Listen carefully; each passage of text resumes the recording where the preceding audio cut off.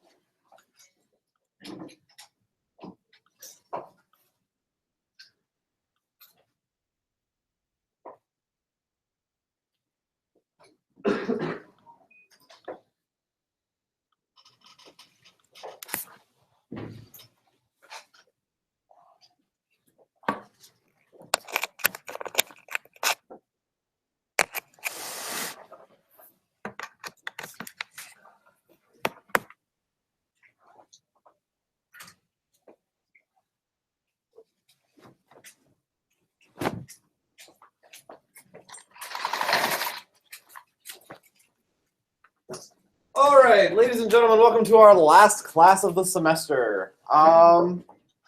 Yay. Last end of the semester is always a little bit weird because like there's a part of you that's super happy about what's going to happen when the exams are over, but you have to like punch through that wall of exams that you really don't want to have happen. It's a weird mix of emotions. It's like knowing you're gonna get punched in the face right before Christmas, I guess. I've never known ahead of time I was gonna get punched in the face. Usually I just get punched in the face. All right, so what have we covered this semester? AI. Perfect. Just know that. Your final is going to be write out an architecture for a general artificial intelligence. And you'll be graded on how many Nobel Prizes I get. I think that's fair. Well, how long do we have to change our grades?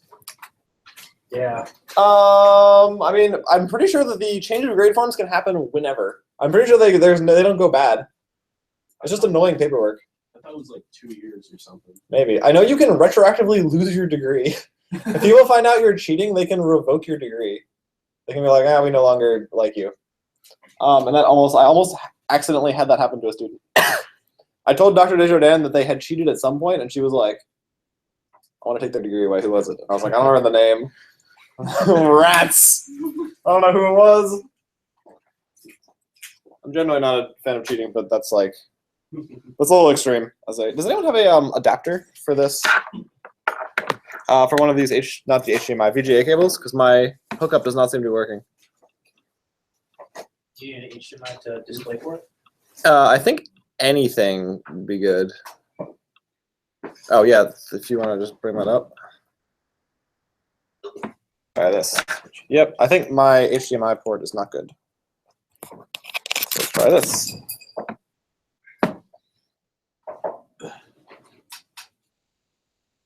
Maybe this thing is just broken. The projector's on. It says it's on. It thinks it's on. Yeah. Good thing it's a review day.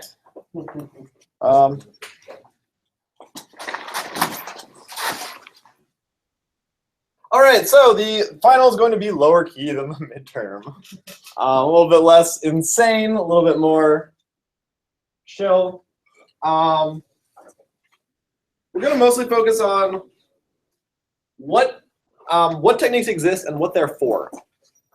Like, if I talk about A star, what problem does A star solve? If I talk about particle swarm optimization, like what is particle swarm optimization good for? So that being said, let's just make a little topic list here. What have we talked about? Talking about graph search.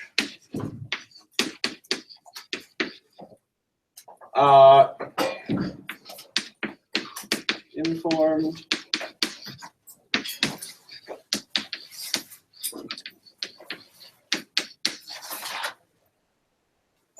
We've talked about local search.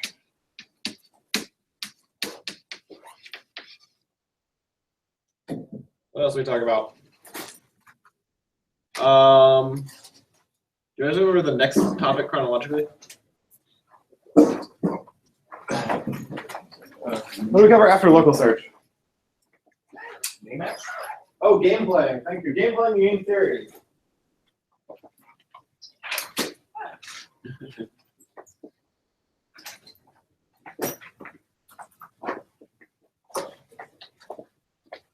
Games.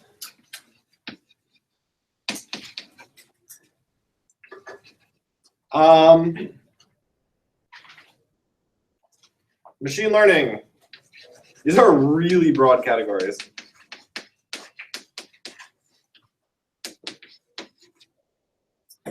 We did some probability stuff.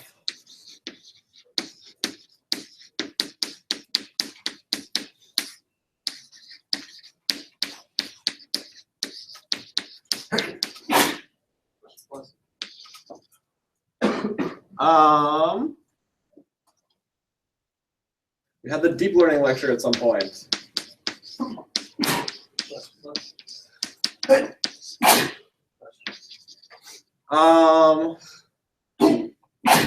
What else? There's a lot of sneezes. What else do we cover? There's got to be more stuff. The animals in your home? How much? Yes, there'll be questions on which animals live in my home. Oh, no. Come on, it's not that hard. Well, do we know how many? So actually, the bunnies. This is an embarrassing story. So I went into the chicken room and I was like, oh god, there's like mice living in the corner. That's gross. So I started like sweeping the baby mice up, and it turns out they're baby rabbits. Because my rabbits had babies. And then I had to put them back. I felt pretty bad. We talked about reinforcement learning.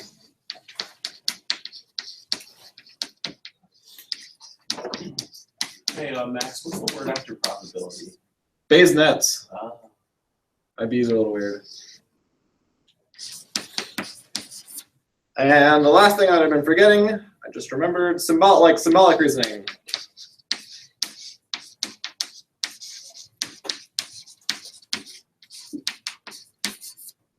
Cool. So these are our topics. So I think we all get the gist of graph search. We already had an exam on it. So we're going to lean more heavily on the second half of the semester. All of the slides are going to be posted on Blackboard at the end of the day, so you'll be able to review them. For all of them, the bare minimum to know is what kind of problem the technique solves and how good it is. So does anyone remember what problem reinforcement learning solves? Yeah. If you want to identify something and you have a set, like a data set already existing of what it is and what it isn't. That is supervised learning. That is a machine learning thing. But good. That is a different kind of learning. Wait, are we going to be, so does that go into machine learning? That goes under machine learning. What you said is supervised learning, which goes under machine learning. You remember the problem reinforcement learning was meant to solve? I must have really whiffed that lecture. So the idea is you have an agent exploring a space. They can move from state to state probabilistically, and you want to come up with some policy for them to follow so that they get whatever reward they want. Does that sound a little bit familiar? So this is this sort of Markov problem where you're wandering around a graph and you don't know where you're going to end up, but you want to do the right thing. Yeah. So that's the one where you use stabbing as an example? Probably. I use stabbing as an example probably more frequently than I should. Could we just say this is an NZP set? So we could just summarize that as an NZP. Yeah.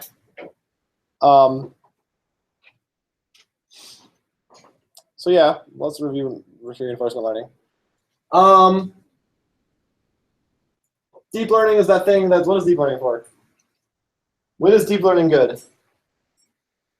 Oh shoot.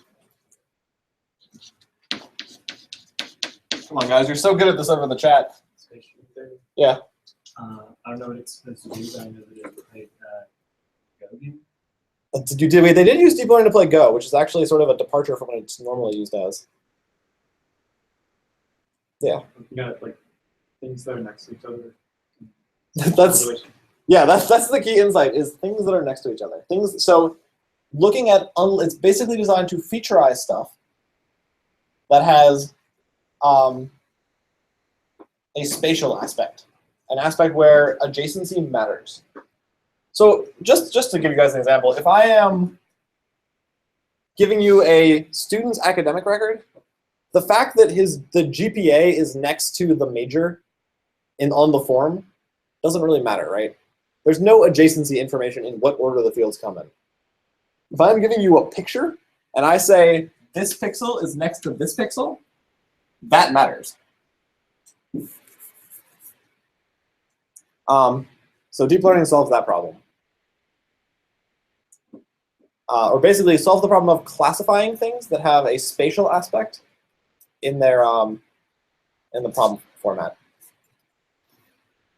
Let's see, we talked about text at one point.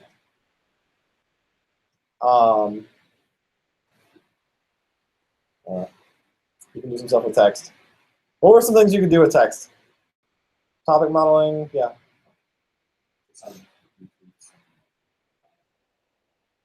Yeah. And you guys are like, either I'm more out of it than I'm, or you guys are more out of it than I'm, or both. Cool. Turn word, like language into vectors, right? That was called word embedding. Yeah. Not trying to guess like the meaning of a word based on the Yeah, try and guess the meaning of words. All right, let's just design an exam. How long do we have for this exam? 2 hours? How many pages should that be? 1 or 2? No, yeah, we established that 1 or 2 exams, 1 or 2 page exams are bad. That's bad news. If you ever get an exam and it's 1 or 2 pages, you should immediately freak out. And if it's like 15 pages, that's also probably too many. I have found out by trial and error. The last exam was like 8, and I think that was too many for an hour and a half, or an hour and 15 minutes.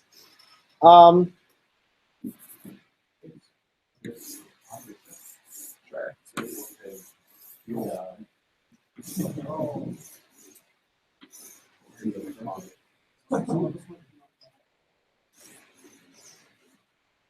All right, these are my exam pages. I'm almost 7 again. 7's a good number for 2 hours, I think. I'm not going to put like horrendous calculations on here.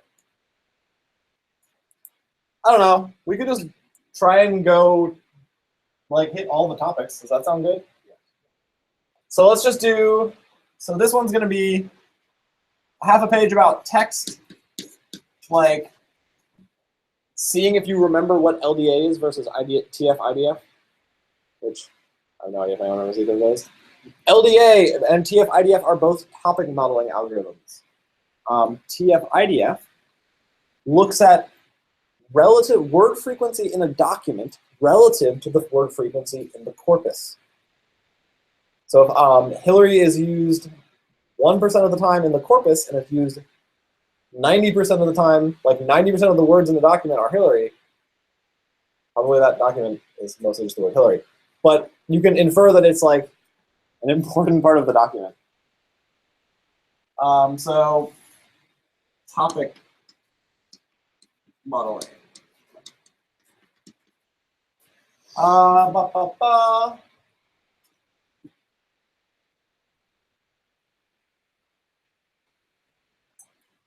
Let's do something with a Bayes net. Maybe I will give you a tiny little Bayes net and ask you to do something with it, like infer a probability.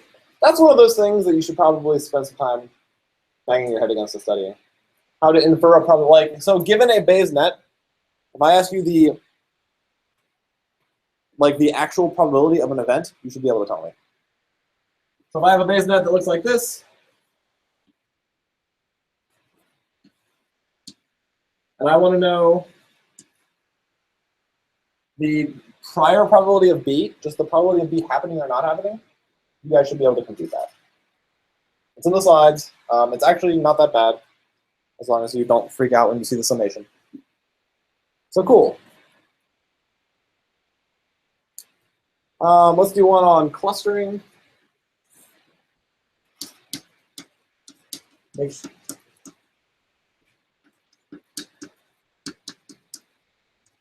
Could be a question on like how k-means works.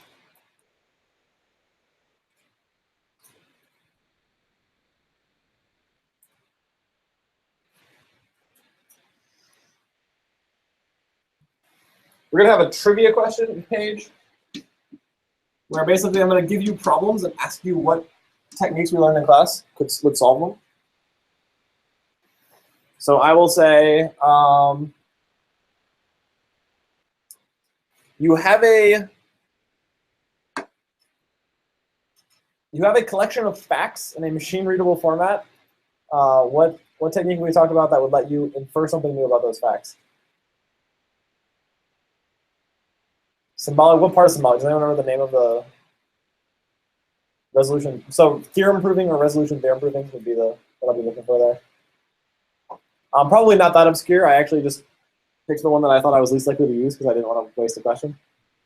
But if I can say like, hey, I want to be able to categorize or figure out what's in a picture, or I want to be able to find the route between two things. In that case, probably for the first one, a convolutional neural network, and for the second one, something like A star. Is that okay with everyone? Let's do some short answer. And this can be just sort of shallow questions from across the class. Things like, do you know what a Nash equilibrium is? I'm going to make a vocab list. I don't usually do that, but I'm going to make a vocab list this year. I think you should be able to just like define and reason out about a little bit. I don't know, what other things do you guys want questions on? So it's a silly thing to ask students. That's their doing. Look, I'm not making this exam that hard. It's not. I didn't do a very good job teaching this class, so I don't think I deserve to make a hard exam. Hard exams are my reward for doing a good job. No, God, no, not another mini-max. Well, I guess if I don't make it, expect a mini-max, we're okay. Yeah, let's do a mini-max tree.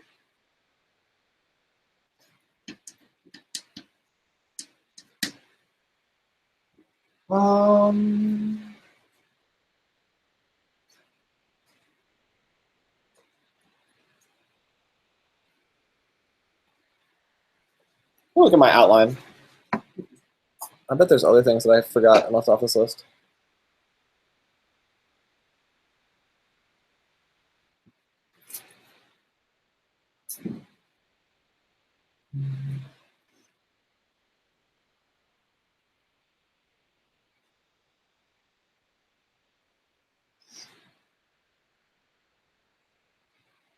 No, we pretty much got it.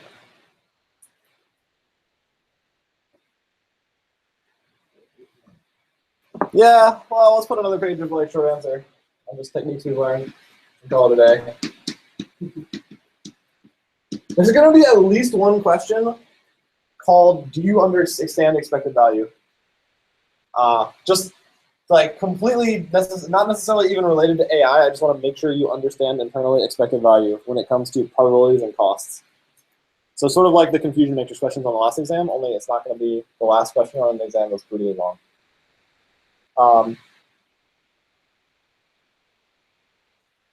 Cool. I don't know. Hope you guys learned something this semester. Questions? So I'll make a list of things like words you should know and how much you should know about them, and send it out to everyone. So something like principal component analysis that I mentioned once for 10 minutes. You probably know what it is, and you don't need to know anything else about it. Anyone remember?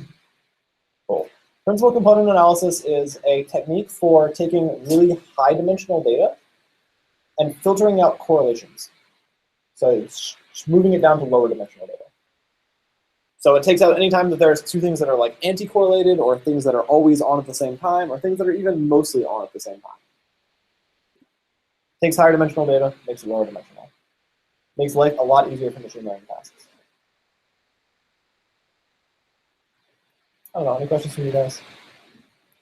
Like I said, I'm really going to try and softball softball this one.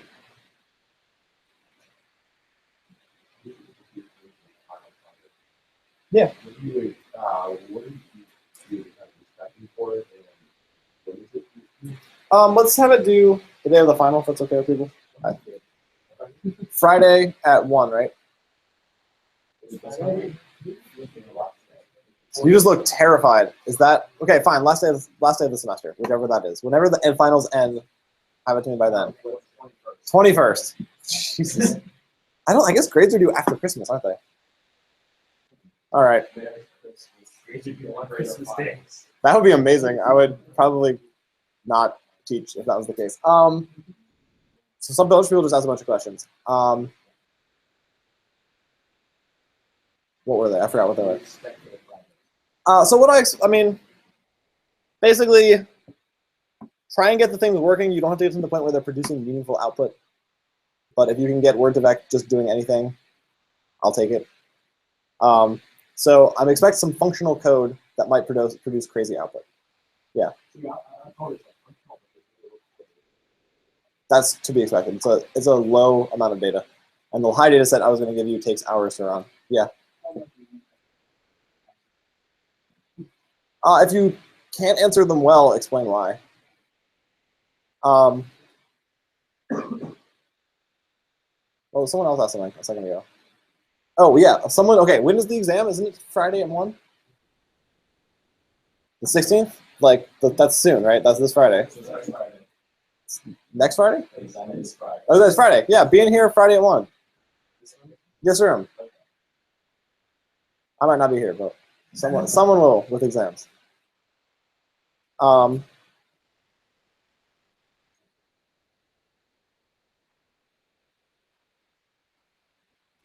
Yeah.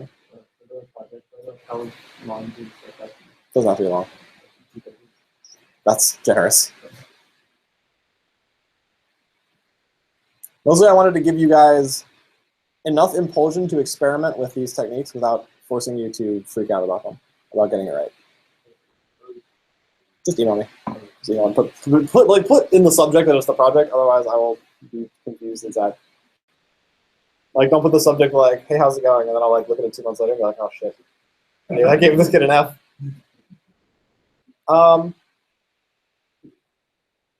Cool. Yeah.